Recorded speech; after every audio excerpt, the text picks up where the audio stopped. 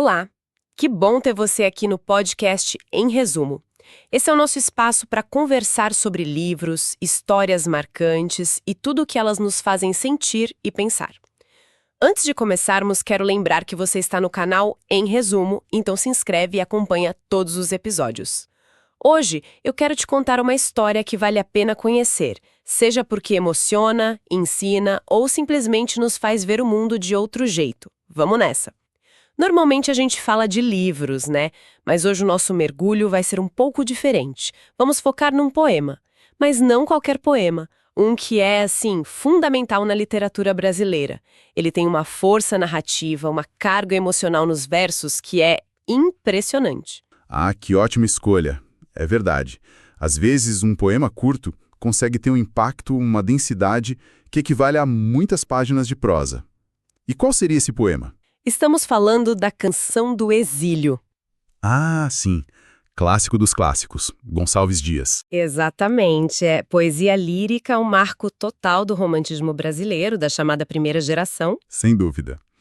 E o contexto em que ele escreveu é crucial para entender a força do poema, né? Com certeza, foi lá em Coimbra, em Portugal.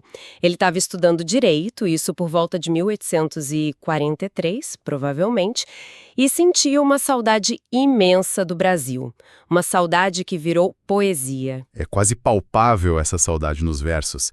É interessante como um sentimento tão pessoal, né, o dele, acabou se tornando algo tão universal, tão representativo de um sentimento brasileiro. E tem um detalhe curioso logo no início, aquela epígrafe do Goethe, Kennst du das Land, que também fala de um desejo por uma terra distante, idealizada, né? No caso do Goethe, era Itália. Isso. Essa epígrafe é genial. Não está ali por acaso. Ao citar Goethe, o Gonçalves Dias faz duas coisas, eu acho. Primeiro, ele meio que eleva o próprio sentimento. Coloca a saudade dele do Brasil no mesmo patamar de um grande poeta europeu falando da Itália. Tipo, olha, o que eu sinto aqui tem valor universal, dialoga com a grande literatura. Entendi. Dá um peso, uma legitimidade. Exato. E segundo, universaliza a experiência. Mostra que essa nostalgia, essa saudade de uma terra ideal, não é só coisa nossa brasileira. É um sentimento humano, profundo. Faz todo sentido. E sobre o autor, o Gonçalves Dias, a gente sabe que ele era maranhense, uma figura central do nosso romantismo. Ele é muito conhecido por exaltar a natureza, o indígena, embora aqui o foco seja bem específico na saudade, né? Sim, o foco principal é a saudade. Mas a forma como ele expressa essa saudade passa totalmente pela natureza brasileira. É aí que a veia romântica dele, de valorização do que é nosso, aparece com força total. As palmeiras, o sabiá, são a própria imagem do Brasil que ele carrega no peito, lá em Portugal. E a vida dele mesmo, marcada por viagens, por um certo não pertencimento, talvez isso tenha intensificado ainda mais esse sentimento de deslocamento, de busca por um lugar. Bom, para a gente sentir um pouco do clima do poema, vamos ouvir a primeira estrofe. Aquela que todo mundo conhece, eu acho. Minha terra tem palmeiras, onde canta o sabiá. As aves que aqui gorjeiam, não gorjeiam como lá. É incrível, né? A simplicidade. Muito. Poucas palavras, uma imagem super poderosa, afetiva, e a comparação já está toda ali. O lá, que é o Brasil idealizado, e o aqui, Portugal, o lugar do exílio. Exatamente. E a musicalidade, né? Desde o começo, gorjeiam, não é cantam. Tem uma melodia, uma delicadeza na escolha da palavra. É verdade. E essa comparação, então, é a chave para entender a estrutura do poema todo, né?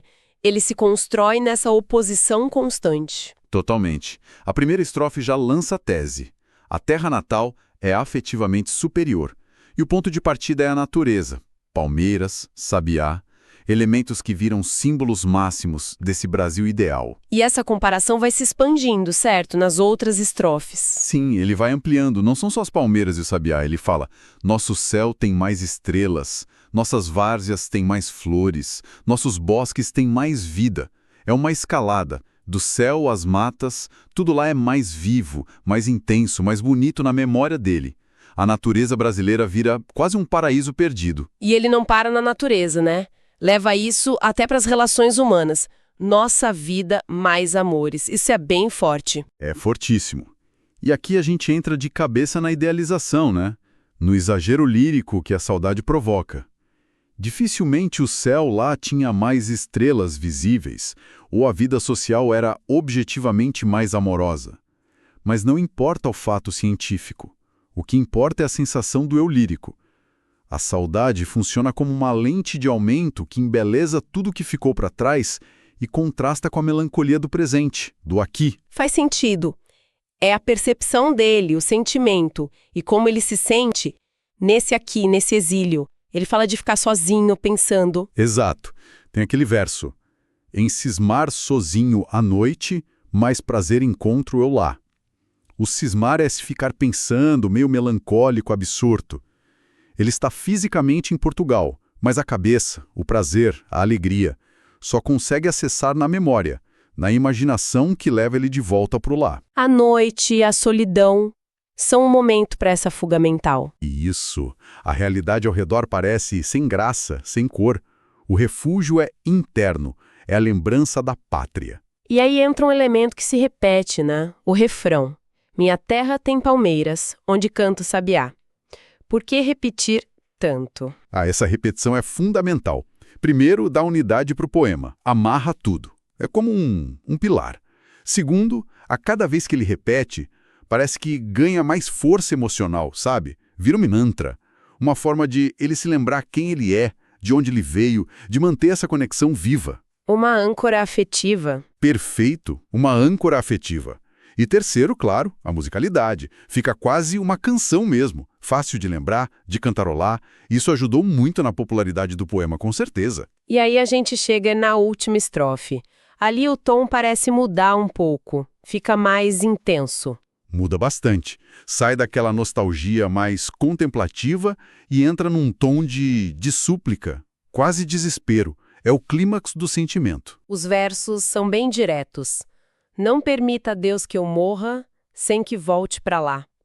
É um apelo a Deus, né? Sim, é quase uma oração. Morrer longe da pátria é visto como a pior coisa que poderia acontecer. Voltar não é mais só um desejo. Vira uma condição para aceitar a própria morte, para a vida ter valido a pena. É muito forte imaginar esse medo de morrer no exílio. Demais. E ele não quer só voltar fisicamente. Ele quer reviver aquelas sensações. Ele diz, sem que desfrute os primores que não encontro por cá. Os primores, as coisas boas, as belezas de lá. Exato. E termina voltando aos símbolos do início, sem que ainda aviste as palmeiras onde canta o sabiá. Ou seja, ele precisa ver as palmeiras de novo, precisa ouvir o sabiá de novo. São a prova final do retorno, a condição para ele poder enfim descansar em paz. É o ciclo se fechando. Então, resumindo um pouco o que a gente conversou, o sentimento principal é essa saudade imensa, essa nostalgia que nasce do amor pela pátria, mas uma pátria muito idealizada, né? Isso, uma saudade que é motor para a criação poética e que se expressa principalmente pela natureza. Uma natureza que não é realista, mas é simbólica, cheia de afeto, representando a identidade do Brasil em contraste com a Europa. Perfeito.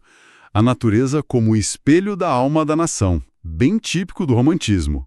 E o refrão funciona como esse lembrete constante, essa conexão emocional. Pensando mais amplamente, o que esse poema ensina pra gente sobre pertencimento, sobre identidade? Olha, eu acho que ele mostra muito como a distância, o exílio, pode até fortalecer o laço com a origem. A identidade do eu lírico está totalmente amarrada à terra natal. E a memória vira a ferramenta para preservar essa identidade. Ele meio que reconstrói o Brasil dentro dele, porque é isso que o define.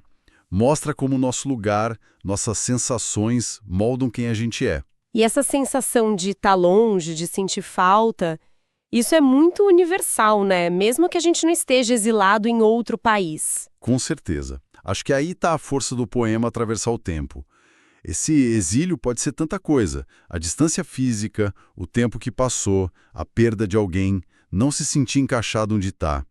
E a terra idealizada pode ser a pátria, mas pode ser a infância, um amor perdido, um estado de espírito. O poema toca nessa busca universal por um lugar de de felicidade, de pertencimento. Então, para a gente fechar essa análise, qual seria a grande força da Canção do Exílio? Porque ela continua tão viva. Eu diria que essa mistura de simplicidade na forma com uma profundidade emocional enorme, linguagem acessível, imagens que a gente reconhece, uma música quase, para falar de um sentimento que todo mundo, de um jeito ou de outro, já sentiu. Ele transforma a dor pessoal do exílio num hino de amor à origem e numa reflexão sobre quem somos que ainda faz sentido hoje. Talvez seja a sinceridade, né? A forma direta como ele expressa essa ligação com a terra. Isso toca a gente. Toca muito. E quem sabe até nos faz olhar diferente para os nossos próprios primores aqui, agora, para as palmeiras e sabiás do nosso dia a dia. É um bom ponto. Valorizar o que a gente tem por perto. Exato. E fica a provocação, né? No mundo hoje tão conectado, onde as pessoas viajam mais, as identidades parecem mais misturadas. Como será que essa ideia de uma terra natal única, idealizada, ressoa hoje? A gente ainda se define tanto por um lar específico ou as fronteiras do nosso pertencimento ficaram mais flexíveis? Uma ótima questão para a gente continuar pensando. A Canção do Exílio, mesmo lá do século XIX, continua provocando. Esse foi mais um episódio do podcast Em Resumo. Espero que essa história tenha te feito pensar, sentir e querer mergulhar ainda mais no mundo da poesia e das histórias. Não esquece de se inscrever no canal Em Resumo, deixar um like, compartilhar com alguém que também ama uma boa história e comentar aqui embaixo qual obra você quer ver no próximo episódio. A gente se encontra na próxima leitura. Até lá!